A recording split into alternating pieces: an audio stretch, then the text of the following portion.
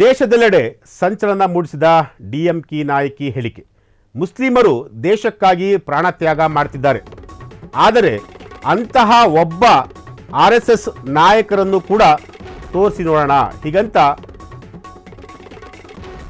DMK ನಾಯಕಿ ಅವರು ಹೇಳಿಕೆಯನ್ನು ಕೊಟ್ಟಿರುವಂಥದ್ದು. ಅವರ ಒಂದು ಹೇಳಿಕೆ ಈಗ ಸಾಕಷ್ಟು ಸಂಚಲನವನ್ನು ಸೃಷ್ಟಿ ಮಾಡಿರುವಂಥದ್ದು. ಡಿಎಂಕೆ ಸಂಸದೆ ಕನಿಮೋಳಿ ಅವರು ಈಗ ಸವಾಲನ್ನು ಕೂಡ ಹಾಕಿರುವಂತಹದ್ದು. ಸಾವರ್ಕರ್ ಜೈಲಿನಿಂದ ಹೊರಬಂದರು.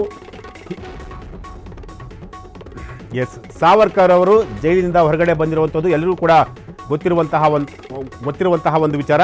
ಇದು ಪುರಾಣದ ದೊಡ್ಡ ಉದಾಹರಣೆ ಹೀಗಂತ ಕನಿಮೋಳಿ ಅವರು ಕೂಡ ಹೇಳಿರುವಂತಹದ್ದು. ಇನ್ನು ಮುಸ್ಲಿಮರು ಈ ದೇಶದಲ್ಲಿ ಸ್ವಾತಂತ್ರ್ಯಕ್ಕಾಗಿ ಪ್ರಾಣತ್ಯಾಗ ಮಾಡಿದ್ದಾರೆ. ಡಿಎಂಕೆ ನಾಯಕಿ ಕನಿಮೋಳಿ ಅವರ ಹೇಳಿಕೆ ಇದೆಯಲ್ಲ, ಈ ಒಂದು ಹೇಳಿಕೆ ಈಗ ಬಿಜೆಪಿ ಕೆಂಡಮಂಡಲ ಆಗಿರುವಂತಹದ್ದು.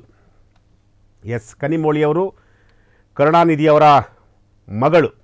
ಸೊ ಇವರು ಡಿಎಂಕೆ ಸಂಸದೆ ಕೂಡ, ಜೊತೆಗೆ ಡಿಎಂಕೆ ಸಂಸದೆ ಆಗಿದ್ದಂತಹ ಸಂದರ್ಭದಲ್ಲಿ ಈಗ ಒಂದಷ್ಟು ಹೇಳಿಕೆಯನ್ನು ಕೊಟ್ಟಿರುವಂಥದ್ದು. ಅದು ಕೂಡ ಮುಸ್ಲಿಮರ ಪರವಾಗಿ ಬ್ಯಾಟ್ ಬೀಸಿರುವಂತಹದ್ದು. ಇದು ಇವರ ಒಂದು ಹೇಳಿಕೆ ಇದೆಯಲ್ಲ, ಇವರ ಒಂದು ಹೇಳಿಕೆ ಈಗ ಬಿಜೆಪಿ ಪಕ್ಷಕ್ಕೆ ಒಂದು ಅಸ್ತ್ರವಾಗಿ ಸಿಕ್ಕಿರುವಂತಹದ್ದು. ಅಂದರೆ ಕೇವಲ ಮುಸ್ಲಿಮರು ಮಾತ್ರ ದೇಶದಲ್ಲಿ ಸ್ವಾತಂತ್ರ್ಯಕ್ಕಾಗಿ ಪ್ರಾಣತ್ಯಾಗ ಮಾಡಿದ್ದಾರೆ, RSSನ ಯಾವ ಮುಖಂಡರುಗಳು ಕೂಡ ಯಾವ ನಾಯಕರುಗಳು ಕೂಡ ಪ್ರಾಣತ್ಯಾಗ ಮಾಡಿಲ್ಲ, ಈ ರೀತಿಯಾದಂತಹ ಒಂದು ಸ್ಟೇಟ್ಮೆಂಟನ್ನು ಕೊಟ್ಟಿರುವಂಥದ್ದು. ಈ ಒಂದು ಸ್ಟೇಟ್ಮೆಂಟ್ ಇದೆಯಲ್ಲ, ಈ ಒಂದು ಸ್ಟೇಟ್ಮೆಂಟ್ ಈಗ ರಾಜ್ಯ ರಾಜಕಾರಣದಲ್ಲಿ, ಅಂದರೆ ತಮಿಳುನಾಡು ರಾಜ್ಯ ರಾಜಕಾರಣದಲ್ಲಿ ಒಂದಷ್ಟು ಬೇರೆ ರೀತಿಯಾದಂತಹ ಒಂದು ಗೊಂದಲ ಸೃಷ್ಟಿಯಾಗ್ತಿರುವಂತಹದ್ದು.